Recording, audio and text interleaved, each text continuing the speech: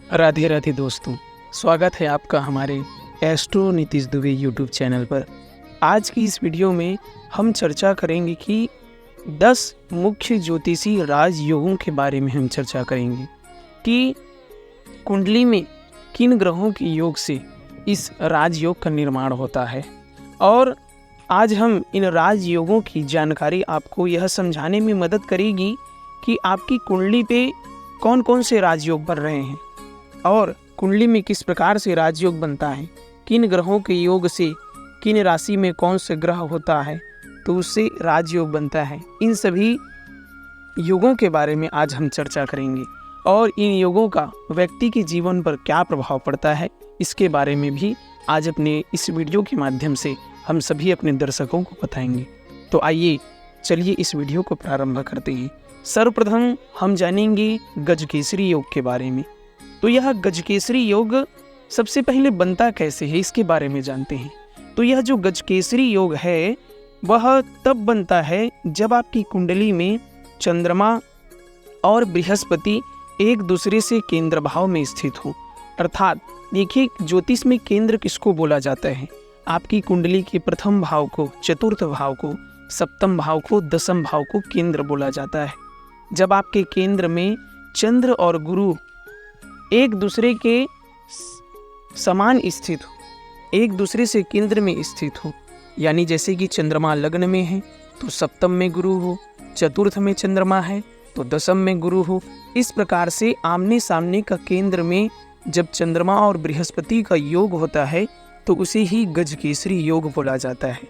यह योग किसी भी राशि में बन सकता है, लेकिन खासकर कर्क राशि, मीन राशि और धनु राशि में इस गजकेसरी योग का प्रभाव अत्यधिक माना जाता है। अब जानते हैं गजकेसरी योग के प्रभाव के फल के बारे में। जैसे कि अगर आपकी कुंडली में अगर गजकेसरी योग बन रहा है तो इस गजकेसरी योग में उत्पन्न होने वाला जो जातक है, जो व्यक्ति है, वह अत्यंत बुद्धिमान होता है, प्रतिष्ठित होता है, समाज में एक उच्च पद को प्राप्त करने वाला होता है, समाज में सम्मान प्राप्त करने वाला होता है और धनी होता है। समाज में उसे मान सम्मान मिलता है और वह जीवन में सफलता को प्राप्त करता है। इस प्रकार से हमने गजकेसरी योग के बारे में जाना। तो चलिए द्वितीय योग बुधादित्य योग के बारे में जानते हैं। हमारा दूसरा योग है बुधादित्य योग। नाम से ही हमको यह समझ आ रहा है, बुध और आदित्य यानी बुध और सूर्य का जब योग होता है तो उसे बुधादित्य योग कहते हैं। अब बात करते हैं बुधादित्य योग की बनने के बारे में। अगर आपकी कुंडली में सूर्य और बुध एक ही भाव में स्थित हो, यानी सूर्य और बुध एक साथ हो, तो आपकी कुंडली में बुधादित्य योग का निर्माण हो रहा है।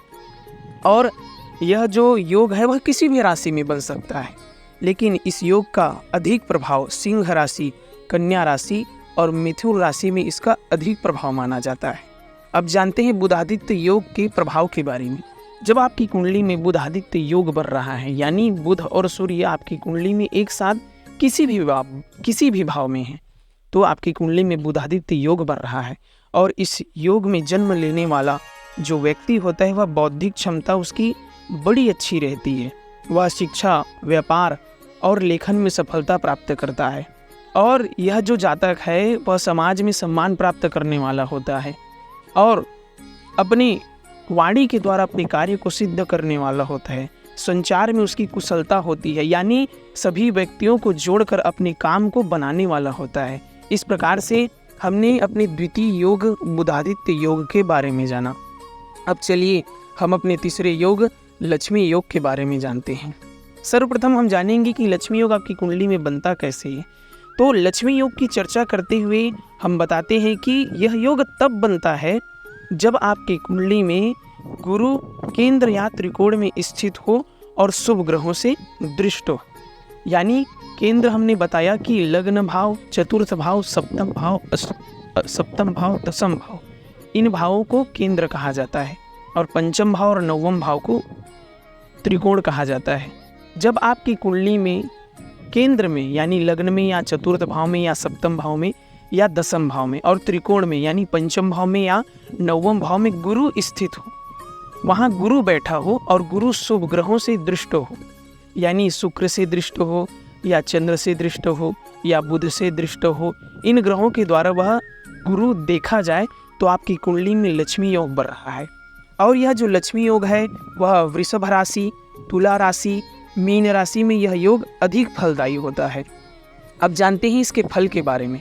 अगर आपकी कुंडली में केंद्र में या त्रिकोण में गुरु स्थित है और शुभ ग्रहों से दृष्ट है तो आपकी कुंडली में लक्ष्मी योग का निर्माण हो रहा है और इस योग से व्यक्ति को बहुत धन समृद्धि और वैभव की प्राप्ति होती है। व्यक्ति अपने कर्मों के द्वारा अपने जीवन में बहुत धन कमाता है और अपने धन को सत्कर्म में भी लगाता है और उसका जीवन सुखमय और ऐश्वर्यपूर्ण होता है। इस प्रकार से हमने अपने तीसरे योग लक्ष्मी योग के बारे में जाना। अब चलिए हम जानते हैं अपने चौथे योग महालक्ष्मी योग के बारे में।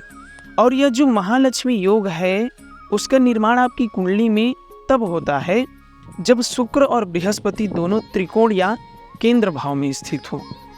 अगर आपकी कुंडली में गुरु और शुक्र दोनों केंद्र में यानी लग्न में हो या चतुर्थ भाव में हो, सप्तम भाव में हो, दसम भाव में हो या त्रिकोण पंचम भाव में हो, नवम भाव में हो, अलग अलग बैठे हो, फिर भी महालक्ष्मी योग आपकी कुंडली में बन रहा है।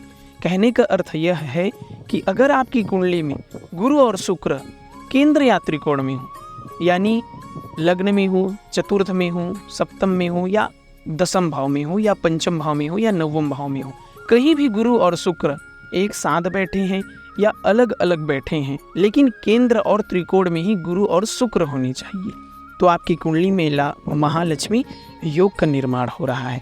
और यह जो महालक्ष्मी योग है वह तुला राशि, मीन राशि में इसका विशेष प्रभाव देखा जाता है। अब जानते हैं महालक्ष्मी योग के फल के बारे में। अगर आपकी कुंडली में यह महालक्ष्मी योग बन रहा है यानी गुरु और शुक्र केंद्र में और त्रिकोण में, केंद्र में या त्रिकोण में स्थित है, अलग अलग है या एक साथ है, तो आपकी कुंडली में महालक्ष्मी योग बन रहा है। और इस योग में जन्म लेने वाला जो जातक है वह अत्यधिक धनवान होता है और समृद्ध होता है और वह जिस कार्य को प्रारंभ करता है उस कार्य को सिद्ध करके ही वह छोड़ता है। इस प्रकार से यह महालक्ष्मी योग वाले जातक में वह गुण पाया जाता है। उसके जीवन में सभी सुख सुविधाओं की उसे प्राप्ति होती है। वाहन, जमीन, जायदाद, अनेक प्रकार के सभी ऐश्वर्यों की इस महालक्ष्मी योग वाले जातक को प्राप्ति होती है। अब आइए हम चलते हैं अपने पांचवें योग हंस योग के बारे में जानते हैं।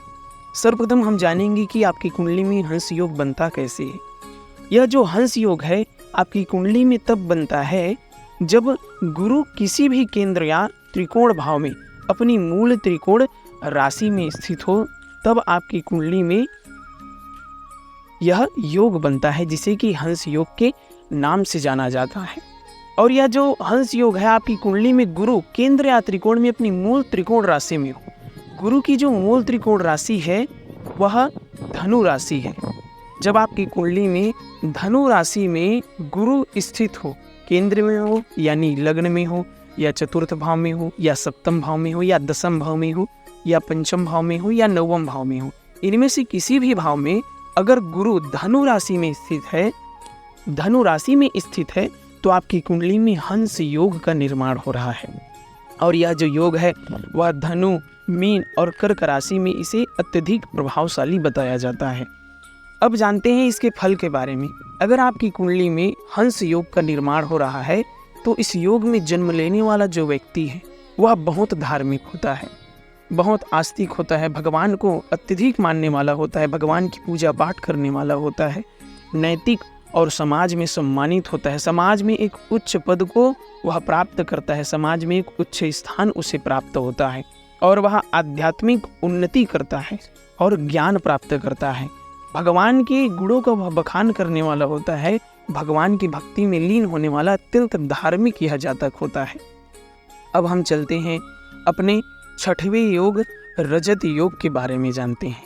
यह जो रजत योग है उसका निर्माण आपकी कुंडली में तब होता है जब शुक्र और चंद्रमा एक साथ केंद्र या त्रिकोण भाव में स्थित हो, यानी शुक्र और चंद्र एक साथ आपके लग्न में स्थित हो या चतुर्थ भाव में स्थित हो या सप्तम भाव में स्थित हो या दसम भाव में स्थित हो या पंचम भाव में स्थित हो या नवम भाव में स्थित हो, चंद्र और शुक्र एक साथ, तो आपकी कुंडली में रजत योग का निर्माण होता है।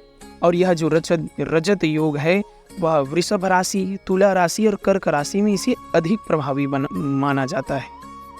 अब अगर आपकी कुंडली में यह रजत योग का निर्माण हो रहा है तो इस योग से व्यक्ति सुंदर, आकर्षक और कला प्रेमी होता है। उसे संगीत अत्यधिक प्रिय होता है, गाने बजाने का बहुत शौकीन होता है, संगीत उसके मन को भाने वाला होता है और बड़ा ही सुंदर स्वभाव का, बड़ा ही चंचल स्वभाव का यह जातक होता है।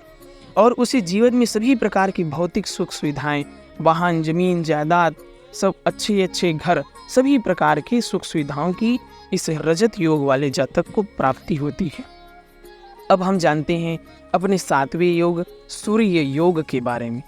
अगर आपकी कुंडली में सूर्य योग बढ़ रहा है, यानी अगर आपकी कुंडली में सूर्य किसी भी शुभ ग्रह के साथ केंद्र या त्रिकोण भाव में स्थित हो, यानी आपके लग्न में या चतुर्थ भाव में या सप्तम भाव में या दसम भाव में या पंचम भाव में या नवम भाव में सूर्य बुध के साथ हो या सूर्य गुरु के साथ हो या सूर्य शुक्र के साथ हो या सूर्य चंद्र के साथ हो, इन भावों में अगर सूर्य इन ग्रहों के साथ है तो आपकी कुंडली में सूर्य योग का निर्माण हो रहा है।